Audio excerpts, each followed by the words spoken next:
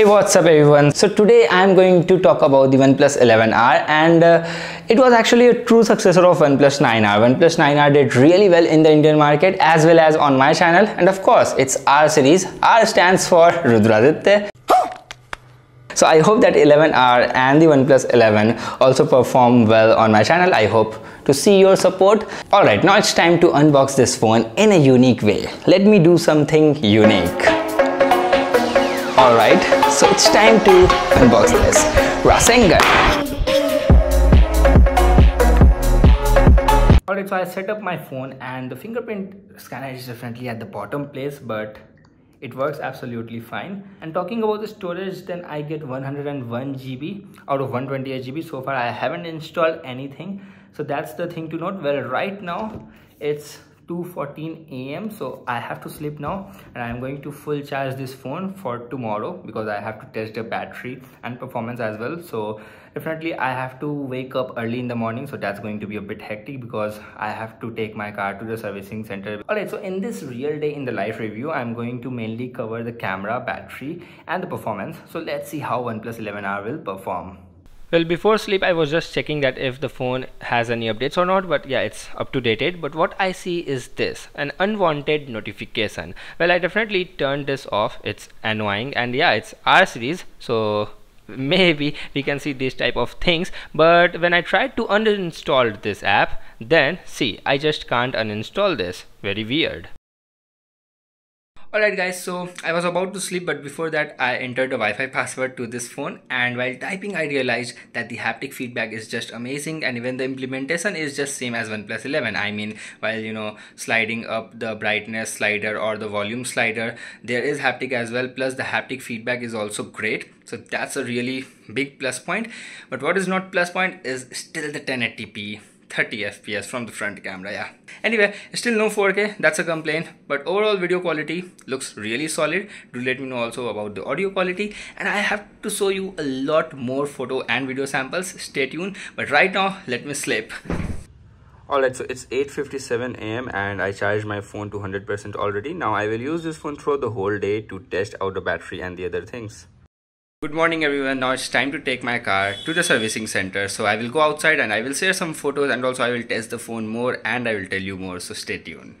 So the home setup is done and now I'm ready to go outside.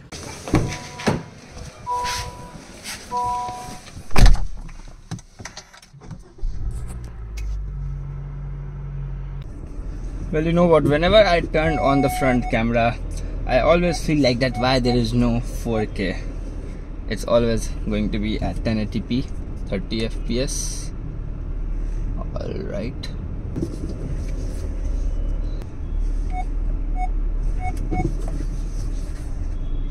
the back camera and the beeps helps a lot in long cars, especially while going back.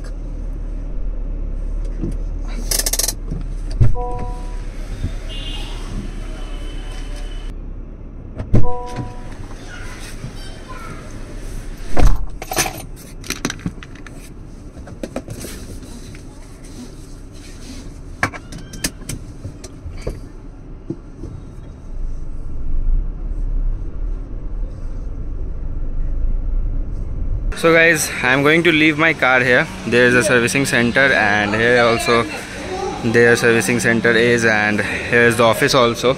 So I will come back after a few hours to receive my car. Alright guys, so currently it's 1:54 AM and I am done with my lunch, and also now after 30 minutes I will go back to receive my car, and they said that the car servicing will done by 2:30 or 3 PM. So whenever they will call us, we will go, and after that I will go outside, maybe in some park, to click some photos and videos, and also then I will do some performance test. And currently, now let me switch the phone. About the battery status, then you can see currently I am at 81%, and if I talk about the battery, like the screen on time, then it's almost 2.5 hours.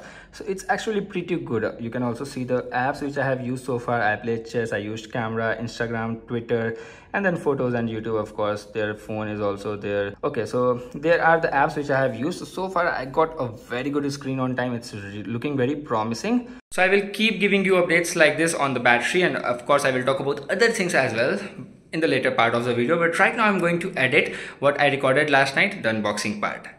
Alright, so this clip is also recorded on the OnePlus 11R in time-lapse mode, and I'm happy to report that we have 4K mode in the time-lapse, at least from the main camera. Of course, ultra-wide can't shoot 4K, but yeah, from the primary lens we have 4K and it's looking also good.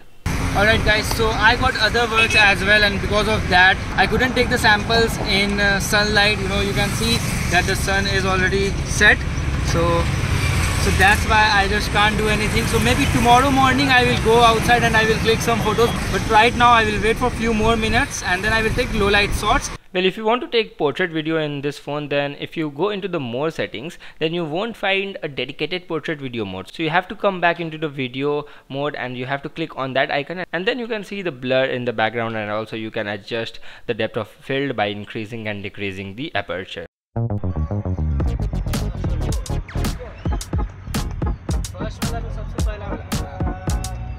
So guys, we have struggled a lot and we came from there, as you can see, and we came all the way here. Now let's go there. So now I'm going to capture the photos of this little guy. Actually it's looking little in the camera, but it's really big.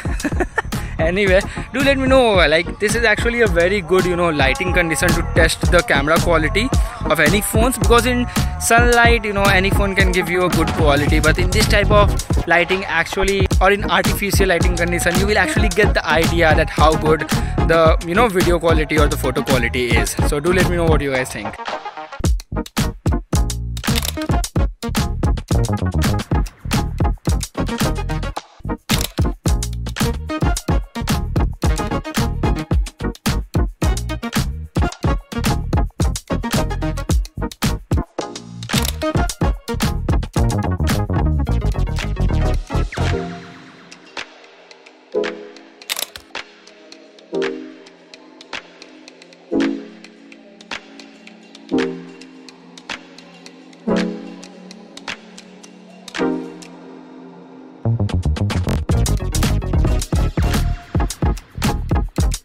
तो आप कुछ बोलना चाहेंगे camera पे?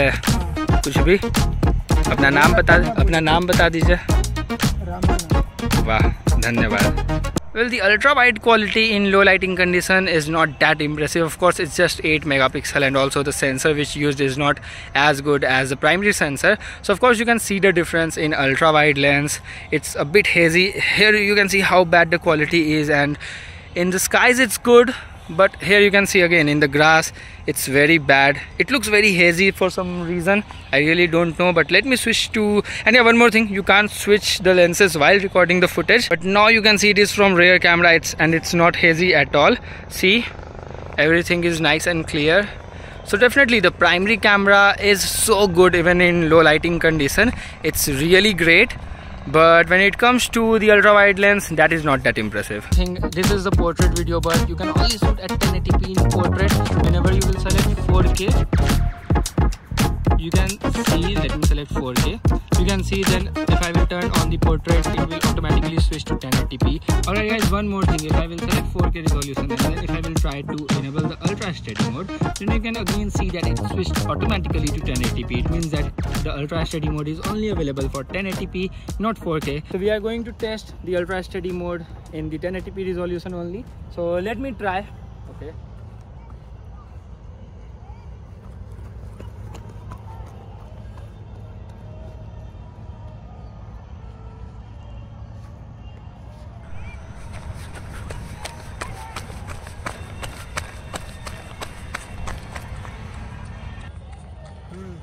So even at 1080p, the stability doesn't look that impressive.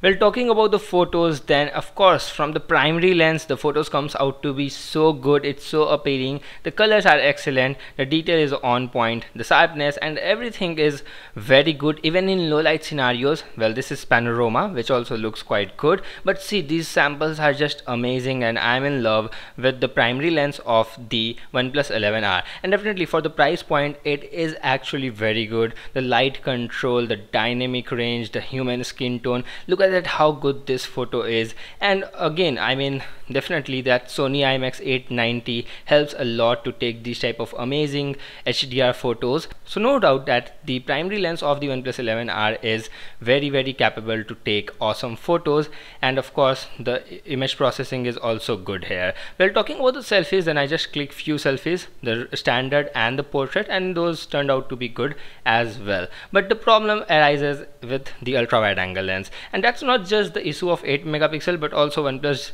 didn't tune the overall ultra wide camera here in the OnePlus 11R. I mean, there is no details at all in the images, and also the light control is very bad. The dynamic range is not up to the mark. Sometimes in normal shots the colors and everything will look okay, but still it needs a lot of improvement. And talking about the portrait, and again all those portraits taken from the primary lens, so it is good, no doubt. Even in the low lighting condition, it doesn't look, first of all, that it has very low light, because it captures a lot of light, so it looks really good, and because of that the details and sharpness levels are also amazing here.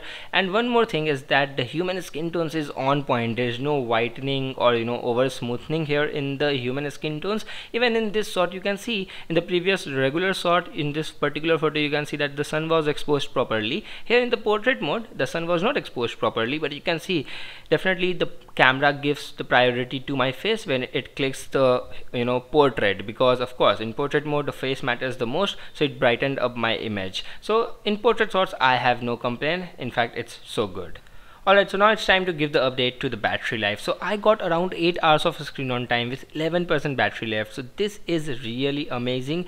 And after taking the low light shots, I came back to home, and then I get the time to use the phone. So I used a lot of things. I used a VLC and then other apps as well. I watched One Piece anime on VLC, and then I also used other applications. And overall 8 hours of screen on time, sometimes on mobile data, but mostly on Wi-Fi also. So that's also one thing to note. But still, I mean, even I used a camera for 40 minutes, as you already seen in this screen recording. So considering that, definitely 8 hours of screen on time is just amazing.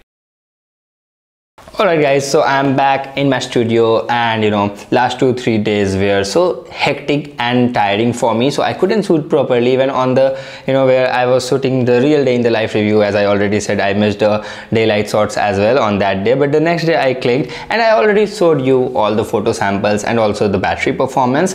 But see, just one screen on time is not a proper battery performance, or let's say not a proper review on the battery. So I will definitely wanted to see that how much consistently it is going to work, especially the battery performance. I mean, I definitely want to check that with that 100-watt charging speed after 1 month, 2 months, if I am getting the same amount of SOT, I mean the screen on time, or not. Like last time I got 8 hours of screen on time, so even like between 7 to 8 hours of screen on time is so good. So I'm definitely going to use this phone for the long term as my daily driver. So you can expect a long-term review on this channel, so make sure to subscribe if you're interested in that. And also talking about the other things like the display, performance, software, which are also as important as the battery and camera of any phone. So talking about the display, then the display experience is excellent here. So I have a very good experience watching the display of this phone. I am currently watching One Piece, so I just watched all those recent episodes on this phone, and it is a gorgeous 6.7-inch 120Hz high refresh rate panel with a curved AMOLED panel. And trust me, a lot of people say that in curved AMOLED they face issues like gripping the phone, accidental touches and reflections at the edges of the curve. But now companies are very smart. They just design the phone in a way that you won't see such issues. I haven't encountered any. I used OnePlus 11 as well, then this OnePlus 11R as well. So in display I haven't seen any issues. Even the peak brightness is fantastic. It's 1450 nits. It's more than OnePlus 11. That's funny. But yeah, outdoor visibility is no problem. It's just that OnePlus missed the Corning Gorilla Glass protection at the front. It has Dragon Trail protection. Now that protection is equivalent to which Corning Gorilla Glass protection, I don't know at the moment, but definitely I will research and I will try to include that in my full review video. Talking about the performance, then I haven't noticed any heating issue, and of course we all know the capability of Qualcomm Snapdragon 8 Plus Gen 1. This is a fantastic processor, and OnePlus optimized this processor with the OnePlus 11R so well. Even in the video rendering test, in my speed test, the 8 Plus Gen 1 on the OnePlus 11R were faster in the video rendering test as compared to OnePlus 11, which comes with Qualcomm Snapdragon 8 Gen 2. So that was very surprising for me. If you haven't watched my speed test video yet, I will drop the link in the description, or you can watch that video from the I button after watching this video. So performance is not an issue, but talking about the software, then see, I have already talked about the software of the Oxygen OS 13 on my OnePlus 11 video. You can watch that video, but in nutshell, the software is good. You won't see bloatwares and ads. It's very snappy and it's good. But you know what, I am going to make a dedicated video for the software, especially for the Oxygen OS 13, and I have both OnePlus 11 and 11R. The software experience is kind of same on both the phones. So currently I'm using these phones, so definitely expect a review video from my side as well, but I need some time. And also, if you want to see the comparison of the OnePlus 11R and the OnePlus 11, like full comparison, full in-depth comparison, then you can let me know. Talking about the haptic feedback and the speakers, then it has dual stereo speakers, and trust me, the speaker is fantastic and the haptic feedback is just amazing. I mean, the implementation, I really like that, you know, ColorOxyOS or let's say Oppo, OnePlus, the way they implement the haptic inside their UI is so cool. Like sliding this brightness slider, you can feel the haptics, and while adjusting the volumes, you can also feel those vibrations, and it enhances the experience. So I'm always a fan of OnePlus haptics, no doubt about that. Talking about the connectivity, then Wi-Fi, yeah, it has Wi-Fi 6, OnePlus 11 has Wi-Fi 7, but here the Wi-Fi connectivity is excellent. It's better than the OnePlus 11 for some reason. And also the earpiece quality is also very crisp, very loud, and I haven't faced any network issues. I'm using Airtel and 5G is also decent here, and it has dual SIM slot as well, so that's also one thing to know. So in nutshell, this is a very good phone for 40,000 rupees. If you're looking to buy, then definitely you can buy, but if you're concerned about the battery, heating, performance and other things, then you should wait for my long-term review, or let's say full review. So if you have any other questions, then you can ask me straight away in the comment box. I will definitely try to answer all the questions if those are genuine, and if those questions aren't covered in this video, then definitely I will reply. So that's it from my real day in the life review of the OnePlus 11R. And if you want to see any other contents related to OnePlus 11R, then also drop the comment. So yeah guys, that's it from today's video. I hope you guys enjoyed it. If yes, then definitely subscribe my channel, like this video and share this video with your friends as well. Thank you for watching. I will catch you guys in the next video. Until then, bye bye, take care.